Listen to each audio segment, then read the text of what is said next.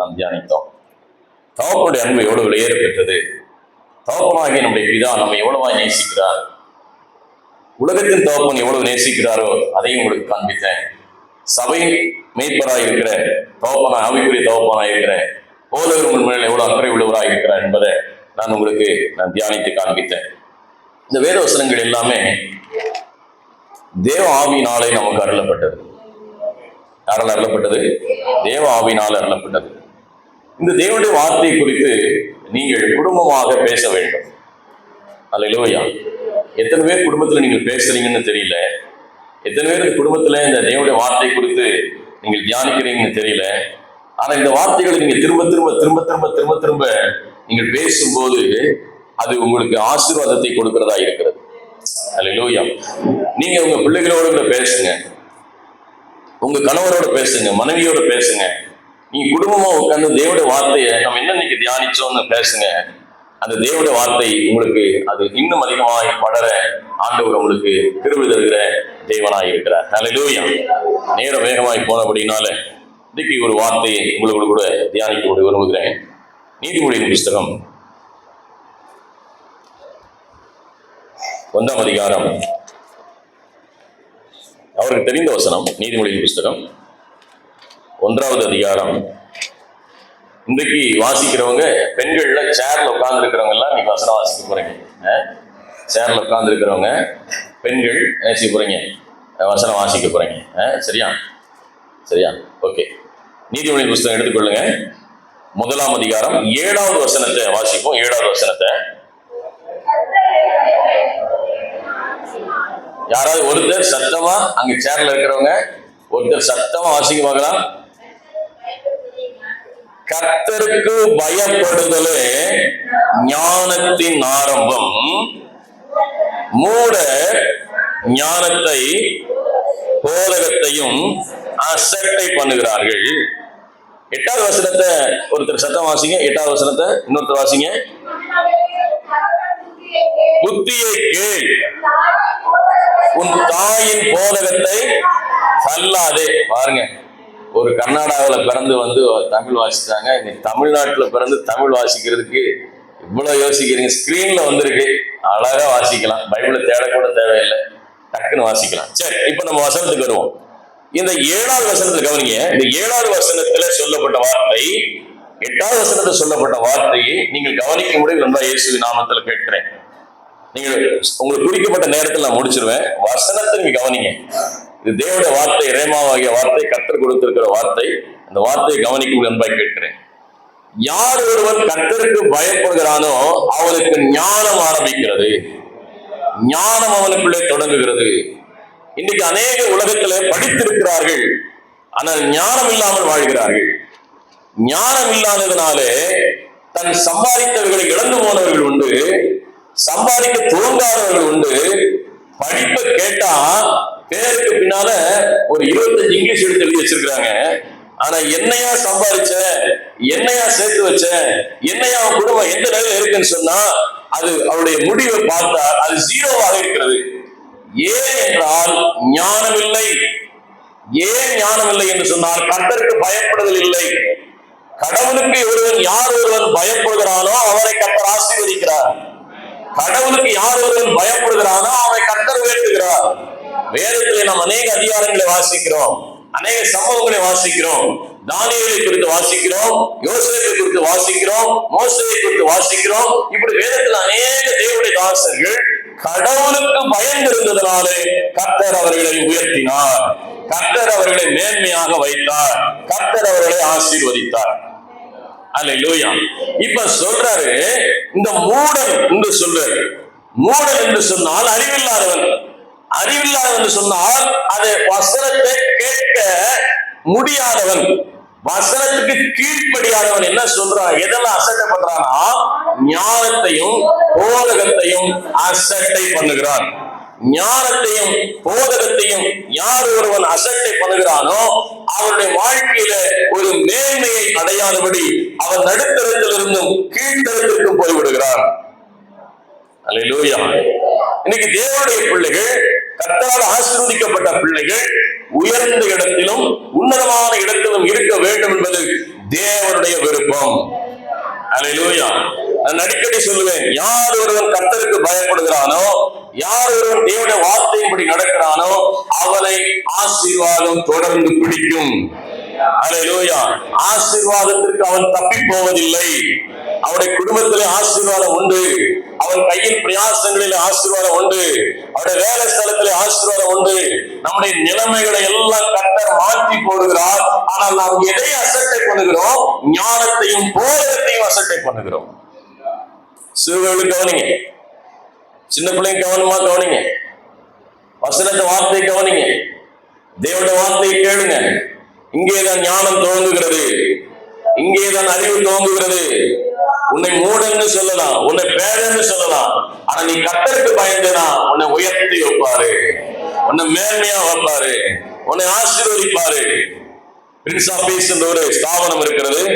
அந்த ஸ்தாபனத்தினுடைய தலைவர் ஜேம்ஸ் சந்தோஷம். அந்த ஜேம்ஸ் சந்தோஷத்தினுடைய அப்பா பேர் அமாவாசை, அம்மா பேர் அமாவாசை, அப்பா பேர் அமாவாசை, அம்மா பேர் அமாவாசை. பொய் சொல்லல, உண்மை சொல்றேன், கதை சொல்லல, உண்மை சொல்றேன். 2 அமாவாசைக்கு பிறந்த ஜேம்ஸ் சந்தோஷம் பள்ளிக்கூடமே போனதில்லை.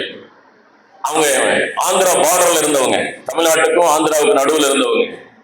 அதனால பள்ளிக்கூடமே போகல. இங்கிட்டு போனா தமிழ், இங்கிட்டு போனா தெலுங்கு, என்ன படிக்கிறதுனால படிக்காம ஸ்கூலுக்கு போனதில்லை. ஆனால் என் தேவனாய் கர்த்தர் அந்த மகனை கர்த்தர் ரட்சித்தாரு. ஒரு கடற்கரையில் வைத்து தேவனுடைய வார்த்தையை ஏற்றுக்கொண்டாரு. அவரை கர்த்தர் உயர்த்தினாரு. அவர் ஆங்கிலத்தில் பேச ஆரம்பித்தாரு. உலக நாடுகள் பூரா சுற்றி வந்தாரு. அவர் போகாத நாடுகள் இல்லை, அவர் பிரசங்கிக்காத பிரசங்க வீடுகள் இல்லை, அவர் சொல்லாத கர்த்தருடைய வார்த்தைகள் இல்லை. தேவன் அவரை பயன்படுத்தினார்.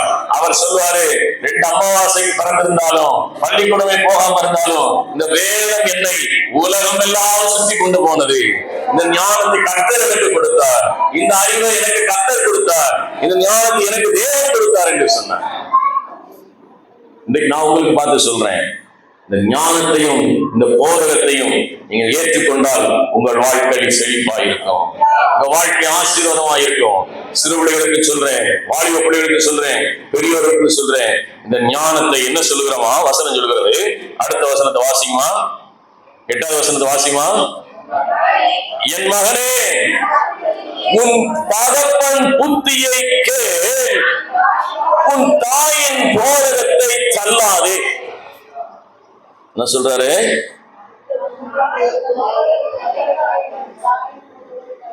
இயேசு சொன்னாரு, நீங்களும் போய்விட மனதா இருக்கிறீர்களோ? இது மிகுந்த கடின உபதேசமா இருக்கிறது. மிகுந்த எப்படி இருக்கான்? கடின உபதேசமா இருக்கு. இயேசு சொன்னாரு, எப்படி சொல்றாரு? உன் தகப்பன் புத்தியை கேள், உன் தாயின் போதகத்தை தள்ளாதே, தள்ளாதே, தள்ளாதே. ஏனென்றால் இந்த புத்தி என்றால் என்ன, போதகம் என்றால் என்ன? தகப்பன் கொடுக்கிறது புத்தி, தாய் சொல்றது என்னது? போதகம். இந்த 2 பேரும் உங்களை என்ன செய்கிறார்கள்?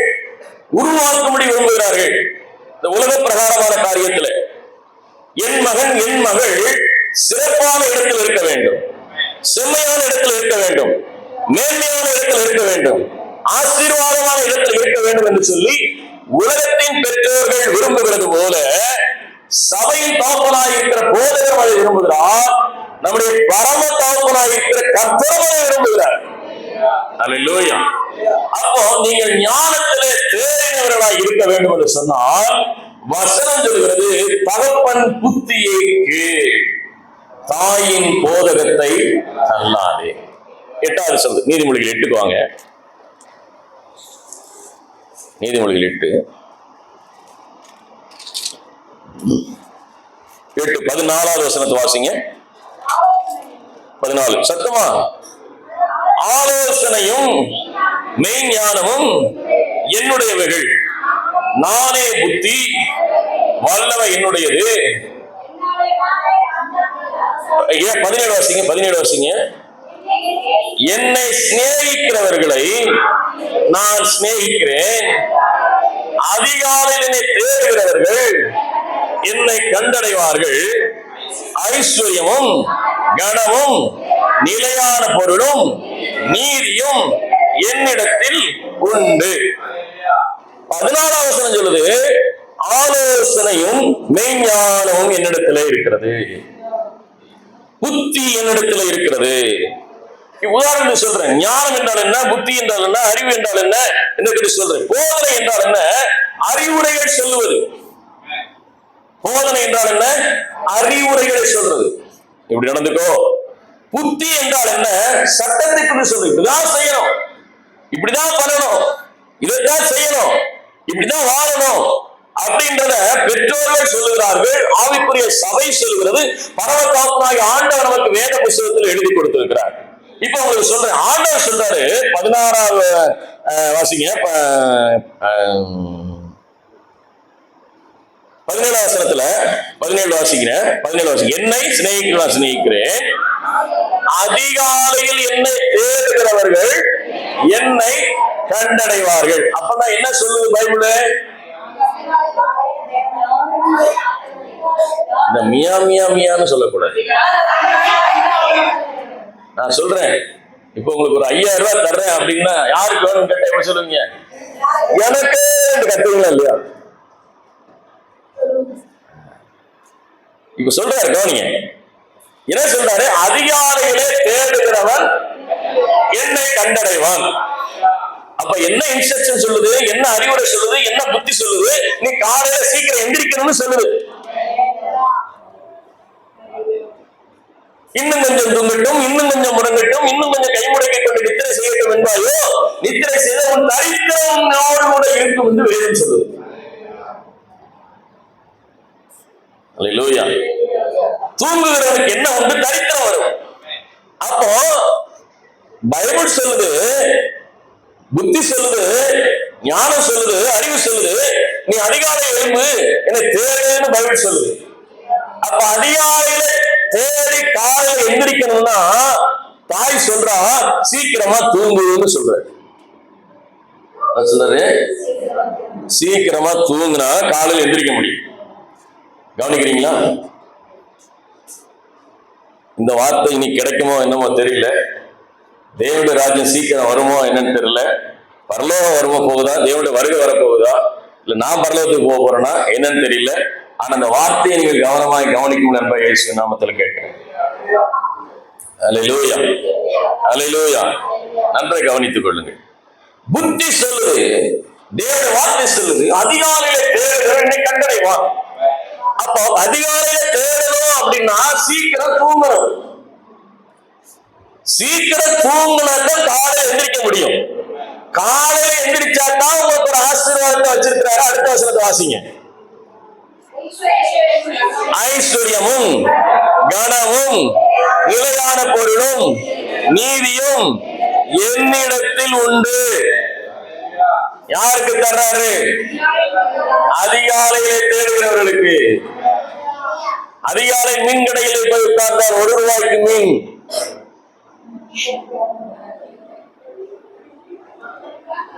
நிறைய பேர் சிரிக்கிறத பார்த்தா நிறைய பேர் போன மாதிரி தெரியும். ஆண்டவர் சொல்றாரு, நீ அதிகாலையில் என்னை தேடுனா அவனுக்கு என்ன வச்சிருக்கிற? ஐஸ்வர்யம் வச்சிருக்கிற. நீ ஐஸ்வர்யத்துக்கு அங்கிருந்து ஓடு, கனத்தை வச்சிருக்கிற, நிலையான பொருளை வச்சிருக்கிற, தேவனுடைய நீதியை வச்சிருக்கிற. நீ அதிகாலையில் என்ன தேடு, இதெல்லாம் உனக்கு நான் தருவேன்ற. நம்ம என்ன சொல்றோம்? 7 மணிக்கு 8 மணிக்கு எந்திரிச்சுட்டு எனக்கு இதெல்லாம் தரணும் ஆண்டவரே அப்படின்னு ஆர்டர் போடுறோம். ரேஷன் கடையில 25ஆம் தேதிக்கு மேல போனாலே தரமாட்டேங்கிறான். என்ன பருப்பு இல்லைன்றான். அப்ப என்ன செய்யறோம்? முதல் வாரத்திலே போய் எட்டி எட்டி பாக்குறோம், ரேஷன் கடை திறந்திருக்கா திறந்திருக்கா திறந்திருக்கா.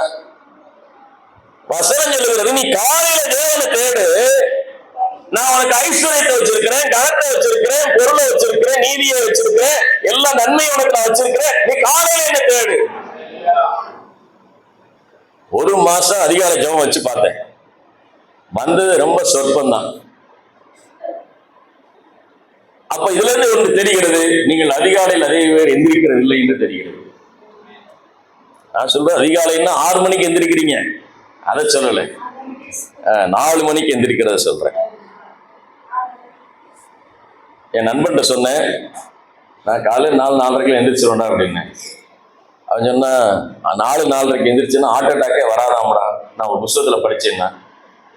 சரி, ரொம்ப சந்தோஷம் அப்படின்னு. அதிகாலை எந்திரிக்கிறவங்களுக்கு எந்த வியாதி வராது. அல்லேலூயா. நீங்க 8 மணி நேரம் தூங்குனீங்கன்னா எந்திரிச்சாலுமே ஒரு மாதிரியா இருக்கு. அதிகாலையை தேடு. நான் உனக்கு ஞானத்தை வச்சிருக்கிறேன், அறிவை வச்சிருக்கிறேன், புத்தியை வச்சிருக்கிறேன். நீ அதிகாலை எந்திரிச்சு செல்வான தேடாத.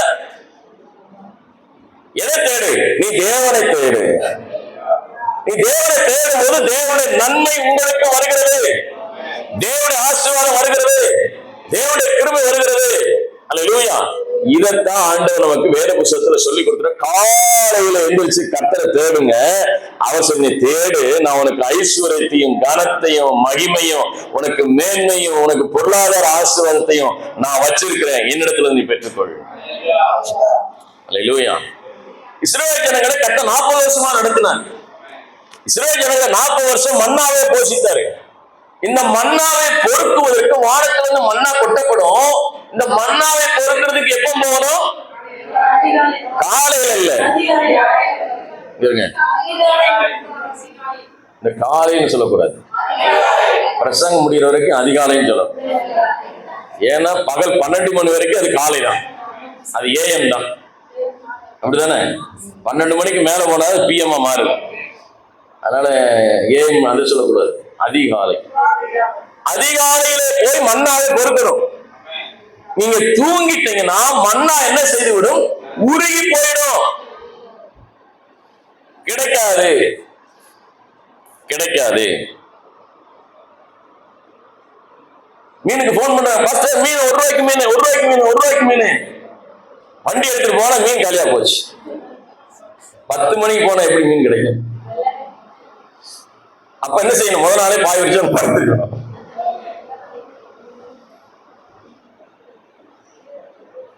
புரியுது? வசனம் தெளிவா இருக்கு. அப்போ தேவன் மன்னாவை கொடுக்கிறார், அதிகாலையிலே தேட வேண்டும். இந்த அதிகாலையில தேவனை நோக்கி கூப்பிடுகிற குரலுக்கு கர்த்தர் செவி கொடுக்கிறார். ஏனென்றால் வேதத்தில் வாசிக்கிற ஒவ்வொரு தேவனுடைய பிள்ளைகளும் அதிகாலையில் எழுந்து ஜெபித்திருக்கிறார்கள். அல்லேலூயா. இயேசு அதிகாலை எழுந்து வனாந்தரமான இடத்துக்கு ஜெபிக்கும்படி போனார். ஆபிரகாம் அதிகாலை எழுந்து அவன் மலையின் மேல் ஏறி ஜெபிக்கும்படி போனார். வேதத்துல வாசிக்கிற ஒவ்வொரு தேவனுடைய பிள்ளைகளும் அதிகாலையில் எழுந்து ஜெபித்த போது தேவன் அந்த நாளுக்குரிய ஆசீர்வாதத்தையும் அந்த நாளுக்குரிய மன்னாவையும் கர்த்தர் கொடுத்தார். அல்லேலூயா. இது என்னுடைய பிரசங்கம் அல்ல. அறிவு என்றால் என்ன, புத்தி என்றால் என்ன, அறிவும் புத்தியும் ஞானமும் கிடைக்கும் போது உங்களுக்கு என்ன கிடைக்கிறது என்ற வேத புத்தகத்துல ஒரு சில காரியத்தை உங்களுக்கு சுட்டி காட்டினேன். இப்ப அந்த அறிவும் புத்தியும் தேவனிடத்துல இருந்து வருகிறது. இந்த அறிவும் புத்தியும் தேவனிடத்தில் வரும்போது தேவன் அவனை உயர்த்துகிறார். அல்லேலூயா. உயர்த்துகிறவர் கர்த்தர், உயர்த்துகிறவர் கர்த்தர். எனக்கு தெரிஞ்ச ஒரு குடும்பத்துல 2 பேர் உண்டு. ஒரு பையன் சாதாரண படி படிச்சான், ஒரு பையன் ரொம்ப உயரமான படி படிச்சான், BE இன்ஜினியரிங் முடிச்சான். ஆனால் ஒரு பையன் கர்த்தர் சரியா தேடுறதில்லை. ஆனா ஒரு பையன் கர்த்தரை தேடிக்கிட்டே இருப்பான். ஆனா படிப்பு கம்மி, படிப்பு கம்மி. ஆனா தேவனை தேடுவதில்லை, குறைவு இல்லாம இருந்தான். ஆனா இன்றைக்கு இந்த 2 பேருடைய நிலைமையை பார்க்கும்போது குறைந்த படிப்பு, தேவனை தேடின பிள்ளைகள் ஆசீர்வாதமாக இருக்கிறது நான் பார்க்கிறேன். அதிக படிப்பு, அதிக படிப்பு, அதிக படிப்பு படித்து இன்னும் சாதாரணமான ஒரு 10,000 வேலையை பார்த்துட்டு இருக்கிறத பார்க்கிறேன். இப்ப வந்து படிப்பு தேவை, அறிவு தேவை. ஆனால் தேவனுடைய ஆசீர்வாதமும் தேவனுடைய ஞானமும் நமக்கு அதிகமாக தேவைப்படுகிறது. இன்னைக்கு நான் உங்களுக்கு அதுதான் சொல்லிக் கொடுக்க விரும்புறேன். படிப்பு தேவை. படிப்பு இருந்தாலே ஓடாதீங்க. படிப்பு தேவை, படிப்பு கண்டிப்பா வேணும். சம்பாதிக்கணும், வேற வேற வேலைன்னு போகாதீங்க. இதன் நடுவில் நீங்கள் தேவனை தேடி தேவன் மேல நம்பிக்கை வைக்க வேண்டும். எதன் மேல நம்பிக்கை வேணும்? தேவனாய் கர்த்தர் மேல நம்பிக்கை. வசனத்தை காட்டுறேன், வாசிக்கலாம். தானியேலின் புஸ்தகம் 4வது அதிகாரம்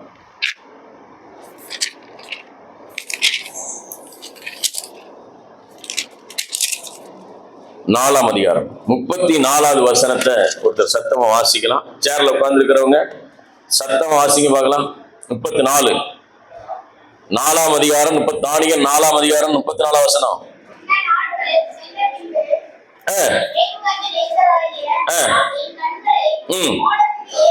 வானத்திற்கு ஏறெடுத்து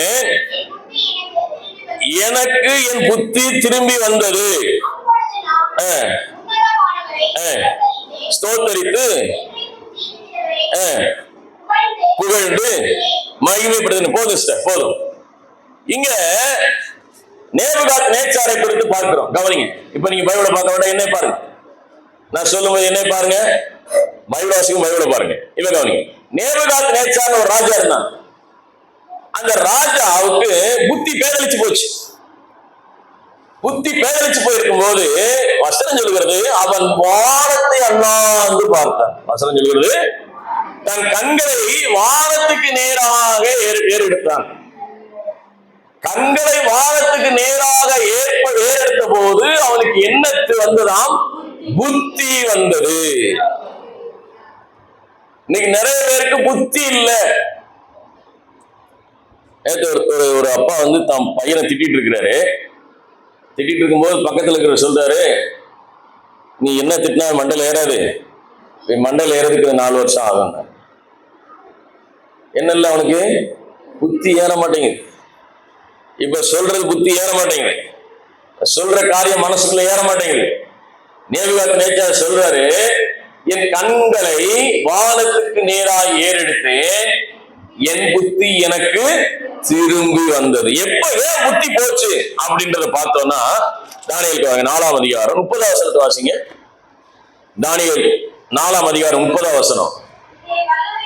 என் வல்லமையும் பராக்கிரமத்தினால் என் மகிமை பிரபாவப்படுத்த ராஜ்யத்திற்கு நான் கட்டின மகா பாபிலோன் அல்லவா என்று சொன்னான். பாத்தியா, நான் எவ்வளவு கட்டிருக்கேன் பாத்தியா, எவ்வளவு பாபிலோனை கட்டி வச்சிருக்கிறேன். பாபிலோனிலே மிகுந்த ஞானத்தினாலே கட்டப்பட்டது. உலகத்திலே முதல் முறையாக தொங்கும் தோட்டத்தை உண்டாக்கினவன் பாபிலோனிலே நேபுகாத் நேச்சார். இப்படி விசித்திரமான வினோதமான பெரிய காரியங்களை தானியேல் புத்தகத்துல வாசிக்கிறோம். நேபுகாத் நேச்சார் கட்டியிருந்தான். இப்போ உப்பரிகள் நிறைய வசனங்களை வாசிக்க உங்களுக்கு நான் காட்டுறேன். நீங்க 4ஆவது வீட்டுல படிச்சு பாருங்க. அவன் உப்பரியில ஏறி மேல ஏறி பாக்குறான். ஆஹா, நான் எவ்வளவு பெருசா கட்டி வச்சிருக்கேன் பாத்தியா, நான் கட்டினதை பார்த்தியா எவ்வளவு பெருசா இருக்கு, நான் படிச்சதை பார்த்தியா எவ்வளவு பெருசா இருக்கு, நான் எவ்வளவு கஷ்டப்பட்டு சம்பாதிச்சேன் பாத்தியா, எவ்வளவு கஷ்டப்பட்டு நகை வாங்கினேன் பாத்தியா, எவ்வளவு கஷ்டப்பட்டு இந்த வீடை கட்டினேன் பாத்தியா, எவ்வளவு பெருசா வச்சிருக்கிறேன் பாத்தியா, என் ட்ரெஸ்ஸ பாத்தியா, என் நகையை பாத்தியா, என் சேலையை பாத்தியா, என் பிள்ளைகளை பாத்தியா, என் காரை பாத்தியா, என் பங்களாவை பாத்தியான்னு எதை பெருசா நினைக்கிறாங்கன்னா இந்த உலகத்தின் செல்வங்களையும் உலகத்தின் காரியங்களையும்.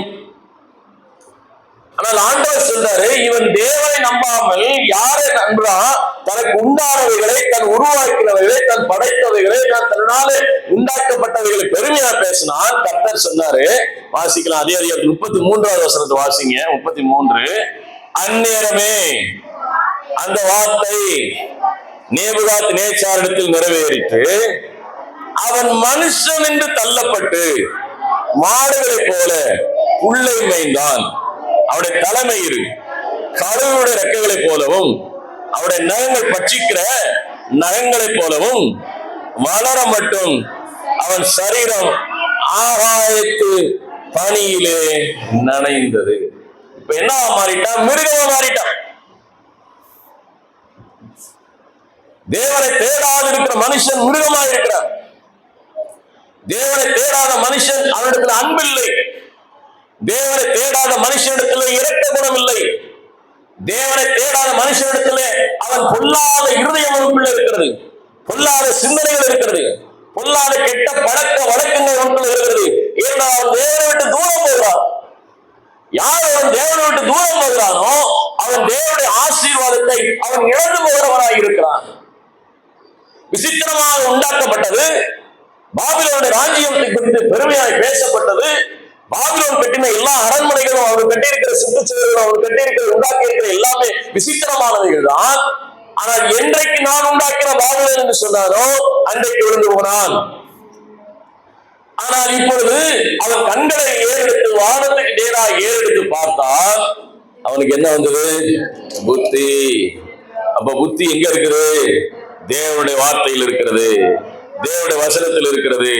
இந்த புத்தி என்ன சொல்லுது? 2 தீமோத்தேயு புத்தகம் 3ஆம் அதிகாரம், 2 தீமோத்தேயு 3ஆம் அதிகாரம் 16, 17 வசனத்தை நான் வாசிக்க போகிறோம். 2 தீமோத்தேயு புத்தகம் 3ஆவது அதிகாரம் 16, 17 வாசிக்கலாம். அந்த வேத வாக்கியங்கள் எல்லாம் சரி, தேவனுடைய மனுஷன் தேறினவனாகவும் எந்த நற்கிரிகளை செய்ய தகுதி உள்ளவனாகவும் இருக்கும்படிக்கு உபதேசத்திற்கும் கடிந்து கொள்ளுதலுக்கும் சீர்திருத்தலுக்கும் நீதியை படிப்பித்தலுக்கும் பிரயோஜனம் உள்ளதா இருக்கிறது. அல்லேலூயா. இப்ப இந்த வசனத்தை கவனிங்க. கர்த்தருடைய பிள்ளைகளே, மாறிய பிள்ளைகளை கவனிங்க, பெரியவர்களை கவனிங்க, சிறு பிள்ளைகளை கவனிங்க. இந்த வார்த்தை சொல்கிறது, இந்த உபதேசம் கடிந்து கொள்ளுதலுக்கும் சீர்திருத்தலுக்கும் நீதியை படிப்பிக்கிறதுக்கும் பிரயோஜனமாய் இருக்கும். ஏனென்றால் இந்த கடிந்து கொள்ளுதல், இந்த எச்சரித்தல், கர்த்தருடைய வார்த்தை குறித்து உங்களுக்கு உபதேசம் பண்ணும்போது உங்களுக்கு கடிந்து கொண்டு பேசுறோமா, உங்களுக்கு கடினமா பேசுறோமா, கர்த்தருடைய வார்த்தை குறித்து பேசுறோமா, கர்த்தருடைய வசனத்தை குறித்து பேசுறோமா, தேவனுடைய சத்தியத்தை குறித்து பேசுறோமா? சில நேரங்களில் கடினமான உபதேசமா இருந்தாலும் வேதம் சொல்கிறது எதற்கென்றால் உங்களை தேறினவனாய் நிறுத்துவதற்கு. எதுக்கு நிறுத்துறதுக்கா? நற்கிரிகைகளை செய்ய தகுதி உள்ளவனாய் மாற்றுவதற்கு. நீ தேவனுடைய பார்வையில் வெளியேறப்பட்டவனாய் மாற்றுவதற்கு இந்த கடிந்து கொள்ளுதல் உபதேசம் தேவையாக இருக்கிறது. அல்லேலூயா, அல்லேலூயா. இன்றைக்கு இருக்கிற ஸ்கூல்ல வித்தியாசம். இப்ப இருக்கிற ஸ்கூல் வேற, நம்ம படிச்ச ஸ்கூல் வேற. நம்ம படிச்ச ஸ்கூல் வேற, இப்ப இருக்கிற ஸ்கூல் வேற. அடி வாங்காத நாளே இல்லை, அடி வாங்காத நாளே இல்லை. காலையில எழுந்த முதல் பீரியடு தமிழ் பீரியட் தமிழ மாட்ட அடி வாங்குறது, கடைசி பீரியடு பிடி பீரியட் வரைக்கும் அடி வாங்கிட்டார். முதல்ல ஆரம்பிக்கு 2 கோடு நோட்டு எழுதலைங்க அடி. அடுத்து இங்கிலீஷ் வாத்தியார் வந்து 4 கோடு நோட்டு எழுதுன்னு அடி. மேக்ஸ் டீச்சர் வந்தா வீட்டு கணக்கு முடிக்கலன்னு அடி. சயின்ஸ் டீச்சர் வந்தா பிராக்டிக்கல் நோட்டு வைக்கலன்னு அடி. இப்படி அடி வாங்கி அடி வாங்கி எங்க வாத்தியார் ஒருத்தர் இருந்த அவர் என்ன செய்வாருன்னா, இந்த ஜன்னலுக்கு மேல ஒரு பெரிய ஹோல் இருக்கும், வெண்டிலேஷன் என்ன பெருசா. இந்த ஜன்னல் இருக்கு இல்லையா, இந்த ஜன்னல் மாதிரியே மேல இருக்கும் வெண்டிலேஷன். இப்படியே தூக்கி போடுவாருங்கள, மேல போய் பிடிச்சிக்கிறோம். என்ன செஞ்சுக்கிறணும்? மேல பிடிச்சி தொங்கணும். கம்பு எடுத்து அடிப்பாரு. தடவும் முடியாது, ஒன்றும் செய்ய முடியாது. கீழே விழுந்தா கால் ஒடிஞ்சிடும், ஏன்னா அந்த இடத்துல தொங்கிட்டு. இப்படி அடி வாங்கி, இப்படி கடிந்து கொண்டு, இப்படி இந்த டிசிப்ளின் ஒரு ஒழுங்குக்கு வந்திருக்குன்னா அன்றைக்கு நடத்தினதுனால. அல்லேலூயா, அல்லேலூயா.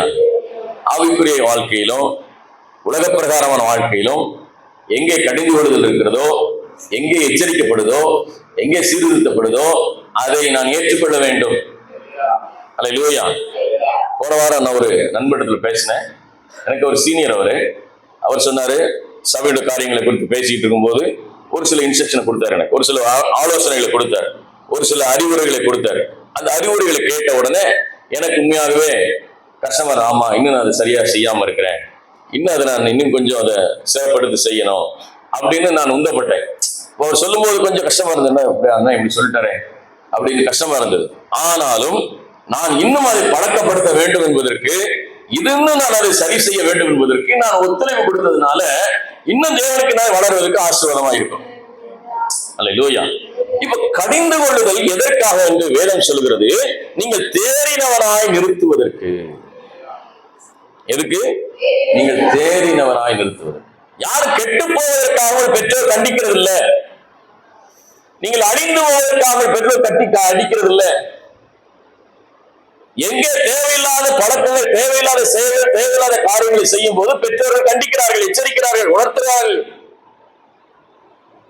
சபை அதை எச்சரிக்குது, உணர்த்துது, கண்டிக்குது, புத்தி சொல்லுது. ஆண்டவர் அதைத்தான் சொல்லுகிறார். இந்த வேத வசனத்தை கொண்டு நீங்கள் புத்திமை உள்ளவர்களாய் தேறினவர்களாய் நிற்க வேண்டும் என்று சொல்லி வேதம் போதிக்கிறது. அப்போ ஆவிக்குரிய பெற்றோரும் உலக பிரகாரமான பெற்றோரும் பரம தகப்பனாய் இருக்கிற தேவனாய் கர்த்தராய் ஆண்டவராய் இயேசு கிறிஸ்துவும் எதை விரும்புகிறார் என்று சொன்னால் நீங்கள் இன்னும் தேறினவர்களாய் நிற்க வேண்டும் என்று சொல்லி. அல்லேலூயா. 10வது பாஸ் பண்ண பத்தாதா? 12வது பாஸ் பண்ண பத்தாதா? என்ன எதுக்கு விரும்புறீங்க? மார்க் வாங்கணும். என்ன வாங்கணும்? மார்க் வாங்கணும். மார்க் வாங்கணும். நீ தேறினவனா நிக்கணும். ஏதோ நீ சபைக்கு வந்துட்டு போறதில்லை. இந்த சபையில் இருக்கிற நீங்கள் ஆசீர்வதிக்கப்பட்டிருக்கணும். இந்த சபையில் இருக்கிறீங்க செழிப்பா இருக்கணும். இந்த சபையில் இருக்கிறீங்க விடுதலையோட இருக்கணும். இந்த சபையில் இருக்கிறீங்க சுகமா இருக்கணும். இந்த சபைக்கு ஒரு நீங்க சமாதானமா இருக்கணும். அதைத்தான் கர்த்தர் விரும்புகிறார். கர்த்தர் அதைத்தான் தருவதற்கு ஆயத்தமா இருக்கிறார். அப்ப அது ஒரு சில கடிந்து கொள்ளுதல் எச்சரிக்கும் போது அது நமக்கு கடினமா இருந்தாலும் அதை நாம் ஏற்றுக்கொள்ளும் போது அது நமக்கு ஆசீர்வாதமா இருக்கிறது. அல்லேலூயா, அல்லேலூயா. வாசிங்க, நீதிமொழிகள் பாங்க. நீதிமொழிகள் 3ஆம் அதிகாரம். நீதிமொழிகள் 3.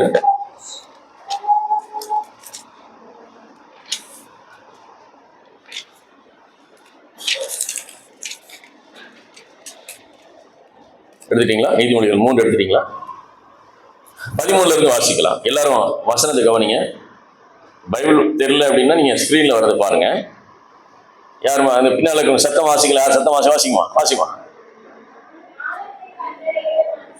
ஞானத்தை கண்டடைகிற மனுஷனும் புத்தியை சம்பாதிக்கிற மனுஷனும் யார் பாக்கியவானா? எல்லாரும் சொல்லுங்க. எதை? ஞானத்தை, புத்தியை. இந்த ஞானத்தையும் புத்தியும் யார் ஒருவன் சம்பாதிக்கிறானோ அவன் பாக்கியவானா இருக்கிறான். தொழில் தொடங்குற பிரச்சனை இல்லை, தொழில முதலீடு போடுறது பிரச்சனை இல்லை. அந்த தொழிலை எப்படி விரிவாக்கம் செய்கிறது, எஸ்டாப்ளிஷ் பண்றது, அதை இன்னும் பிரான்ச் தொடங்குறது, அதை எப்படி முன்னேற்றுவது, எப்படி அதை கிளைகளை உண்டாக்குறது, இதுல விதமான நோக்கத்துக்கும் ஞானமும் அறிவும் புத்தியும் நமக்கு தேவையா இருக்கிறது. அது யார் கொடுக்கிறார்னு சொன்னால் தேவன் கொடுக்கிறார். அல்லேலூயா.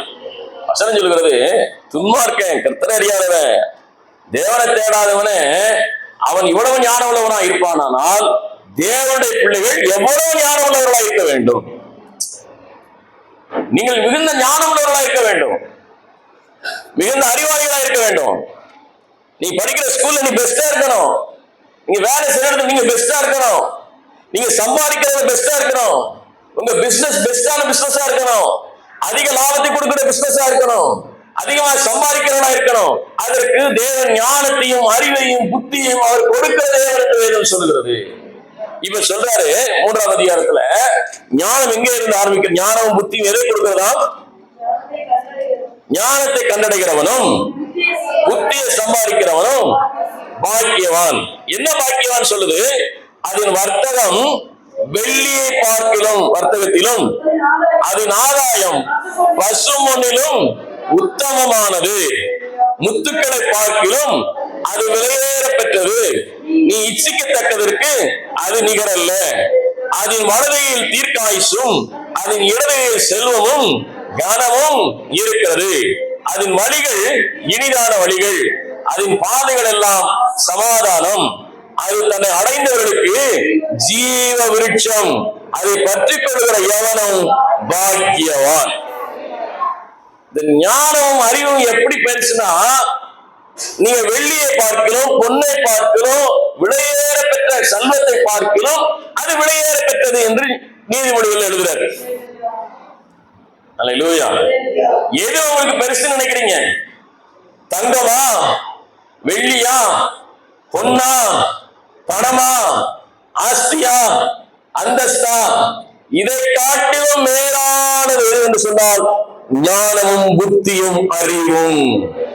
ஞானமும் புத்தியும் அறிவும். இந்த ஞானமும் புத்தியும் அறிவும் இருந்தால் போதும், அவன் மேலோங்கி விடுவான். அல்லேலூயா.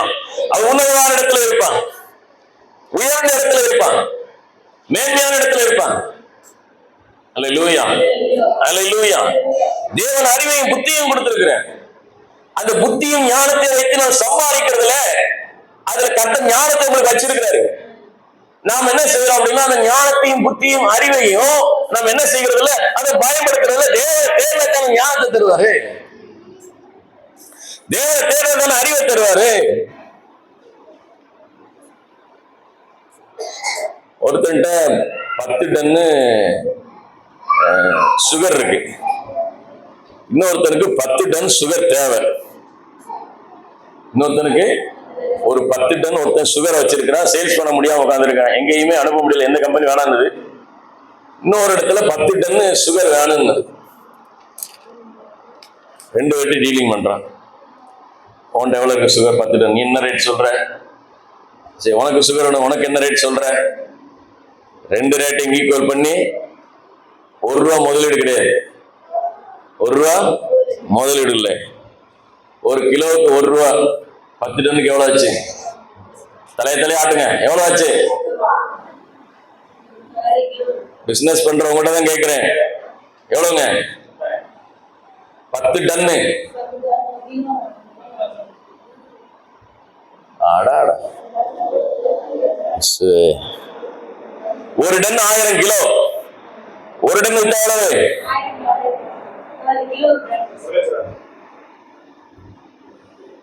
மொத்தம் எவ்வளவு வருது? 10 டன்னுக்கு 10,000 கிலோவா? 1 லட்சம் ரூபா. ஒண்ணும் கிடையாது.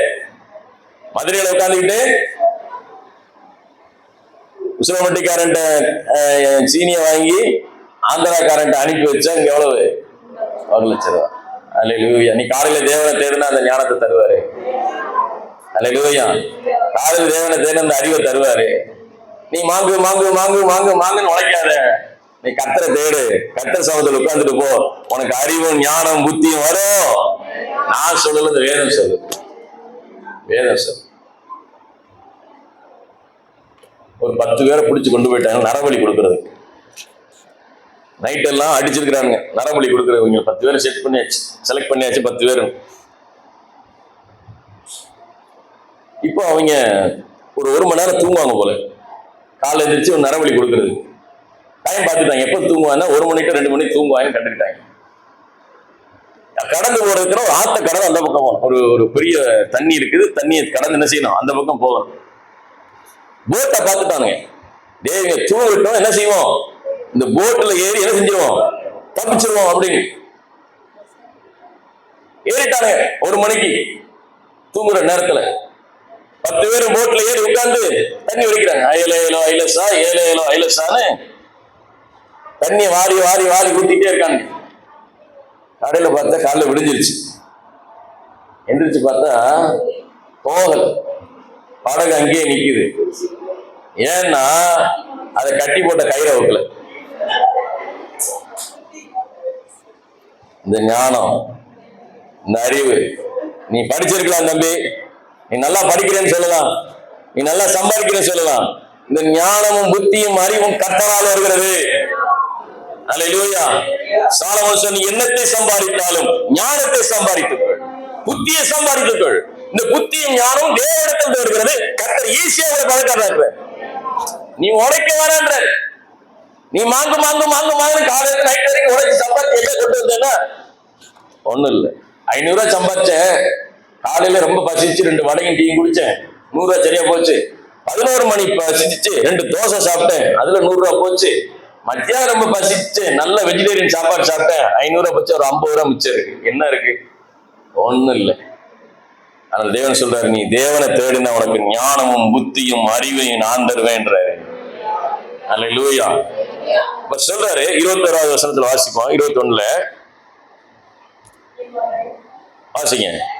என் மகனே, இவன் கண்களை விட்டு பிரியாதிருப்பதாக மெய்ஞானமும் நல்ல ஆலோசனைகளையும் காத்துக்கோ. உனக்கு ஞானமும் அறிவும் புத்தி இருந்துச்சுன்னா நீ மேலான இடத்துல இருப்ப, நீ உன்னதமான இடத்துல இருப்ப, நீ ஆசீர்வாதமான இடத்துல இருப்ப. நீ ஆண்டவருடைய கையில், ஆண்டவரே நான் படிச்சிருக்கிறேன், நான் வேலை செய்யறேன், ஆண்டவரே இது ஒரு ஆசீர்வாதம் வருது, எனக்கு ஞானத்தை கொடுங்க ஆண்டவரே, இதை பெருக செய்வதற்கு நான் என்ன செய்ய வேணும் ஆண்டவரே, இது நான் என் தொழிலை தொடங்குறதுக்கு, என் தொழிலை விரிவாக்கம் செய்வதற்கு நான் என்ன செய்ய வேணும் ஆண்டவரே அப்படின்னு நீ தேவ சமூகத்தில் கேட்டால் தேவர் உங்களுக்கு ஞானத்தையும் புத்தியும் அறிவையும் அவர் கொடுக்க ஆயத்தமா இருக்கிறார். அல்லேலூயா. வேகமாக போகலாம். யோபுவின் புஸ்தகத்துக்கு நேராக திருப்புறேன். யோபு 28 வாங்க.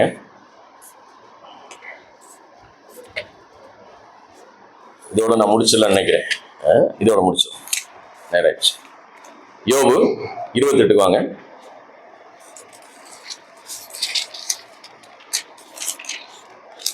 எடுத்துட்டீங்களா? 27 எடுத்துட்டீங்களா? 12வது வசனத்திலிருந்து வாசிக்கலாம். உங்களுக்கு பின்னால வாசிக்க வாய்ப்பு கொடுக்குறேன். ஏன் வாசிக்க மாட்டேன்றீங்க? வாசிக்குமா? 28 12ல இருந்து வாசிங்க.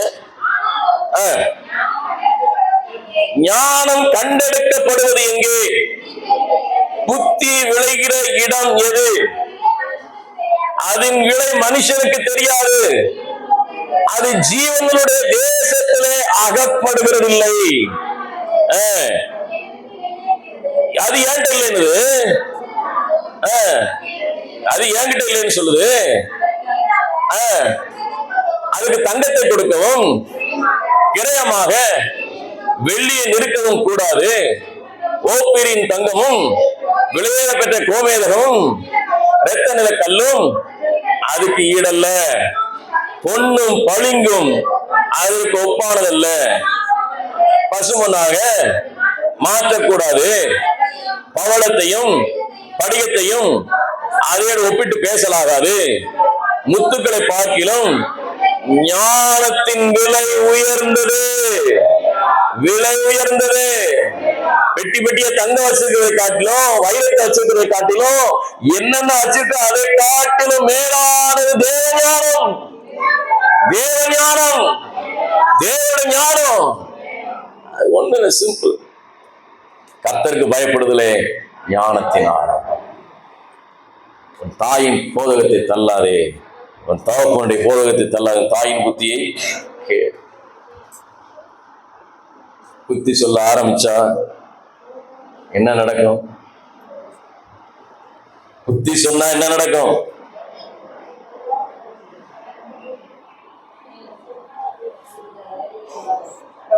பேச மாட்டேன்றீங்க, சண்டை வரும். பெற்றோர்கள் புத்தி சொல்றது என்ன செய்யறது இல்ல, கேட்க மாட்டோம். 2 வார்த்தை எக்ஸ்ட்ரா சொன்னா கோபம் வருது. நல்லா இருக்கும். கத்தரை ஒரு காரியத்தை எடுத்து சொன்னாலும் என்ன வந்துருது? கோபம் வந்துருது. அப்போ என்ன அர்த்தம்னா, இந்த புத்திமதிகளை கேட்கிறதுக்கு என் மனதில்லை, என் இருதயம் இல்லை. கட்டளை பிள்ளைகளை நீதிமொழிகள் 31 அதிகாரத்தை நீ வீட்டில் உட்கார்ந்து திரும்ப திரும்ப திரும்ப திரும்ப படிங்க. அவர் கெஞ்சுகிறார் சாலமோன், தயவு செய்து என் புத்தியை கேள், என் ஞானத்தை தள்ளாதே, என் அறிவை தள்ளாதே, கர்த்தருடைய வார்த்தையை கேளு, கர்த்தருக்கு பயப்படு, கர்த்தரை நோக்கி பாரு. நீ அங்கே ஓடாத, நீ தேவ சமூகத்துக்கு வா, நான் உன்னை ஆசீர்வதிப்பேன். வாலிபமும் இளமையும் மாயை, இது கடந்து போகும், இது மாறி போகும், இது அழிந்து போகும், இந்த உலகம் ஏமாத்திடும். உன்னை காட்டிலும் பெஸ்டா ஒரு பையன் கிடைச்சா போயிடுவான், உன்னை காட்டிலும் பெஸ்டா ஒரு பொண்ணு கிடைச்சா அவன் போயிடுவான். இது நிரந்தரம் அல்ல, இது நிலையானதல்ல. இந்த உலகம் நிலையானதல்ல. கர்த்தர் கொடுக்கிற ஞானமே புத்தியும் அறிவும் மிக சிறந்ததுன்னு சொல்லி வசனத்தை எடுத்து சொன்னா என்ன வந்துருது? கோபம் வருது. எல்லார் வீட்லயும் தான் என்ன வந்துருது? கோபம் வந்துருது. ஆனா வசனம் சொல்லுகிறது, நீ புத்தியை சொல்லு, ஞானத்தை சொல்லு, அறிவை சொல்லு. ஏனென்றால் இந்த ஞானத்துக்கும் அறிவுக்கும் புத்திக்கும் ஈடானது இந்த உலகத்துல எதுவுமே இல்லை. வசனத்துல வாசித்த எத்தனை தங்கம், எத்தனை வெள்ளி, எத்தனை கோமேதகம், எத்தனை விதமான ஐஸ்வர்யம் எல்லாமே இதற்கு என்ன இல்லையா? நிகர் இல்லை. இந்த ஞானம் எங்கே கண்டெடுக்கப்படுகிறது? இந்த புத்தி எங்கே விளைகிறது? எங்கே விளைகிறது என்று சொன்னால் 28 வசனத்தை வாசிங்க. 28 மனுஷனை நோக்கி இதோ ஆண்டவருக்கு பயப்படுவது ஞானம், பொல்லாப்பை விட்டு விலகுவது புத்தி. அல்லேலூயா, அல்லேலூயா. ஞானம் எங்க வருது? கர்த்தருக்கு பயப்படு, கர்த்தருக்கு பயப்படு. நீ செல்போன்ல என்ன வச்சிருக்க, லேப்டாப்ல என்ன வச்சிருக்க, சீக்கிரட்டா எத்தனை நம்பர் வச்சு பேசுற, எத்தனை ஐடியா இன்னொருத்த பேர்ல வச்சிருக்க, எல்லாம் எனக்கு தெரியாது, ஆனா கர்த்தருக்கு தெரியும். நீ கர்த்தருக்கு பயந்தா உனக்கு ஞானம் வரும், நீ உயர்ந்த இடத்துல போவ. நான் உங்களுக்கு காமிக்க எத்தனை பேர் பிஇ முடிச்சுட்டு சும்மா இருக்கிறாங்க. படிச்ச காலேஜ் பேரை கேட்டா அப்பா பெரிய பேர், ஆனா இல்ல இல்ல, இது உங்களை உயர்த்துவதில்லை. யார் ஒரு கர்த்தருக்கு பயப்படுகிறார் அவனை கர்த்தர் உயர்த்துகிறவராய் இருக்கிறார். வசனம் சொல்லுகிறது 28 வசனத்தை எல்லாரும் சேர்ந்து வாசிப்போம். மனுஷனை நோக்கி இதோ ஆண்டவருக்கு பயப்படுவது ஞானம், பொல்லாப்பை விட்டு விலகுவது புத்தி. புத்தி புத்தி ஞானமும் புத்தியும் தேவனிடத்திலிருந்து வருகிறது. ஞானமும் புத்தியும் கர்த்தர் கொடுக்கிறார். இந்த ஞானத்தையும் புத்தியும் பெற்றுக் கொள்வதற்கு நீங்கள் தேவ சமூகத்தில் காத்திருக்க வேண்டும். இந்த ஞானமும் புத்தி இருந்தா போதும், உங்க தொழில் ஆசீர்வாதமா இருக்கும். இன்னைக்கு ஞானம் புத்தி இல்லாம தான் இன்னைக்கு அநேக குடும்பத்துல விவாகரத்துல போய் நிக்குது குடும்பம். இன்னைக்கு ஞானம் புத்தி இல்லாம தான் தொழில் அநேக நஷ்டங்கள், ஞானம் புத்தி இல்லாம தான் அநேக விதமான தோல்விகள், ஞானம் புத்தி இல்லாம தான் அநேகத்தை இழந்து போயிருக்கிறார்கள். ஒருவன் கர்த்தருக்கு பயப்படுவானோ அவனை கர்த்தர் ஆசீர்வதித்து உயர்த்த அவர் சித்தம் கொண்டவராய் இருக்கிறார்.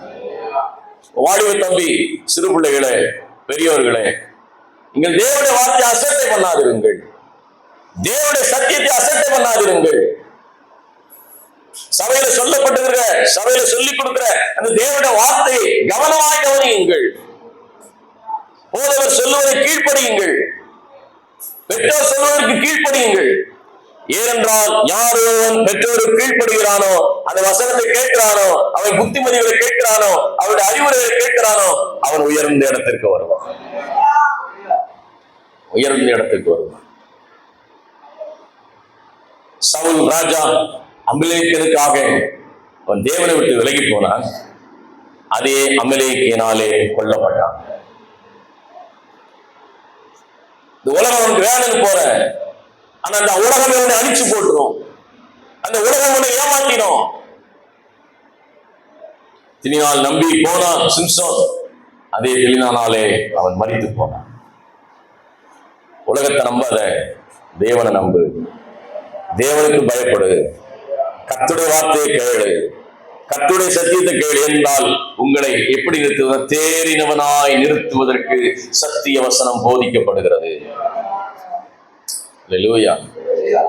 அதுதான் கர்த்தர் ஒருமுறை என் சபைக்கு வருகிறேன், என்னை ஆராதிக்கிற பிள்ளைங்க, அவர் சொல்றாரு, என் பிள்ளை உயர்ந்த இடத்துல இருக்கணும், மேன்மையான இடத்துல இருக்கணும், ஆசீர்வாதமான இடத்துல இருக்கணும், நீங்க அநேகர் கொடுக்கிறவர்களா இருக்கணும், அநேக ஊழியர்களை தாங்குறவர்களா இருக்கணும், அநேகரை கிறிஸ்துவின் ராஜ்யத்துக்கு பயன்படுத்துறவர்களா இருக்கணும், அநேகருக்கு ஊழியம் செய்கிறவர்களா இருக்கணும், அநேகர் தேவனை குடும்பங்களை கட்டி எழுப்புகிறவர்களா நீங்கள் இருக்கணும்.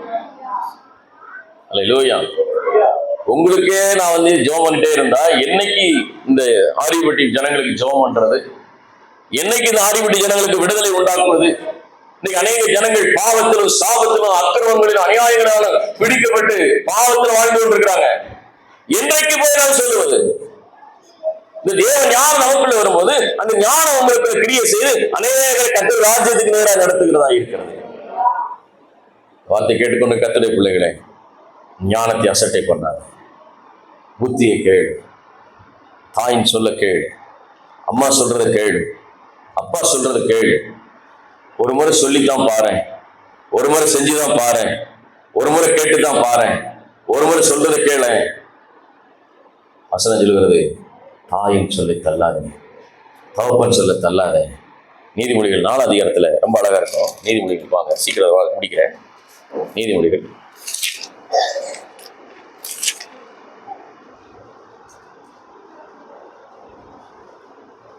2 அதிகாரத்து முதல் வசனத்தை வாசிங்க. 2 அதிகாரம் முதல் வசனம், சீக்கிரம் வாசிங்க. என் மகனே, உன் செவியை ஞானத்திற்கு சாய்த்து உன் இருதயத்தை புத்தி அமைப்பண்ணும் பொருட்டு என் வார்த்தைகளை ஏற்றுக்கொண்டு என் கட்டளைகளை உன்னிடத்தில் பத்திரப்படுத்து. 3 அதிகாரம் சொல்லுது, என் மகனே போதகத்தை மறவாதே, என் இருதய கட்டளைகளை காக்க கடவுது. 4 அதிகாரம், பிள்ளைகளே நீங்கள் தகப்பன் போதகத்தை கேட்டு புத்தி அடையும்படி கவனியுங்கள். 5 அதிகாரம் முதல் வசனம், என் மகனே என் ஞானத்தை கவனித்து என் புத்திக்கு உன் செவியை சாய். 6 அதிகாரம் முதல் வசனம், என் மகனே உன் சிநேகிக்க பிழைப்பட்டு அந்நியனுக்கு கையெடுத்து கொடுத்தாயானால். 7 அதிகாரம் முதல் வசனம், என் மகனே நீ என் வார்த்தைகளை கேளு. வசனம் பூரான் சொல்ல என் மகனே என் மகனே என் மகனே என் மகனே. ஏன் சொல்றாருன்னா, இவர் அதோட சிக்கிச்சு வந்தவர், எவ்வளவு பாடுன்னு தெரியும், எவ்வளவு பிரச்சனைன்னு தெரியும். அதுதான் பிரசங்க எழுதுறாரு, மாயை மாயை எல்லாம் மாயை. இந்த உலகத்தில் எதுவுமே நிரந்தரம் அல்ல. உங்களை ஏமாத்திடும், உலகம் உங்களை ஏமாத்திடும். தேவன் கொடுக்கிற ஞானம் அறிவு உங்களை உயர்த்தும், உங்களை மேன்மைப்படுத்தும், உங்களை ஆசீர்வாதம் மாற்றும். புத்தியை கேள், தாயின் போதகத்தை தள்ளாதே, தகப்பன் புத்தியை கேள், போதனைகளை கேள், சொல்றதை செய். நம்ம என்ன சொல்றோம்னா, எங்களுக்கு எல்லாம் தெரியும். சுமார்மா உங்களுக்கு என்ன தெரியும்? எனக்கு எல்லாம் தெரியும்.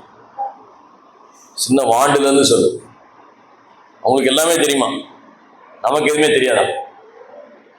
இன்னைக்கு சொல்லுங்க, என்னைக்கு தகப்பன் புத்தியை கேட்கிறீங்களோ, என்னைக்கு தாயின் சொல்ல கேட்கிறீங்களோ, அன்றைக்கு கர்த்தர் உங்களை உயர்த்துகிறவராக இருக்கிறார். அவர் ஞானத்தை கர்த்தர் தருகிறார். ஆண்டவரே எனக்கு இந்த ஞானத்தை கொடுங்க ஆண்டவரே என்று சொல்லி கேளுங்க. ஆண்டவரே எனக்கு உயர்ந்த இடத்துக்கு வரணும் ஆண்டவரே என்று சொல்லுங்க. ஆண்டவரே இந்த மேன்மையான இடத்துக்கு வர்றதுக்கு எனக்கு புத்தியை தாங்க ஆண்டவரேன்னு சொல்லுங்க.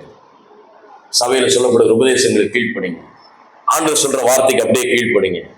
திரும்ப திரும்ப நிருபங்களை எடுத்து படிங்க. திரும்ப திரும்ப நிருபத்தில் சொல்லப்படுகிற வார்த்தைகளை கவனிங்க. திரும்ப திரும்ப நம்ம என்ன விதமாக மாறணும்னு கர்த்தர் சொல்றான்னு ஒப்பு கொடுங்க.